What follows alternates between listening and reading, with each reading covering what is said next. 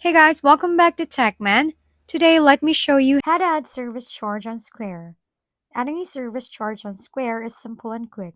First, sign into your Square dashboard, head over to Settings, then Account and Settings, followed by Payments, and finally, select Service Charges. Click Create Service Charge, give it a name, and choose whether it's percentage based or a fixed amount. Enter the value, select the location it applies to, and add any taxes if needed. Hit Save. Now to apply the service charge, it depends on your setup. For Square, for restaurants, open the app, choose the order, tap Actions, then Service Charges, and select the one you want.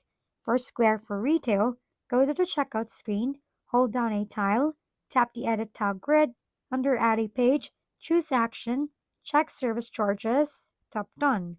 During checkout, simply tap the Service Charge tile and it's applied instantly.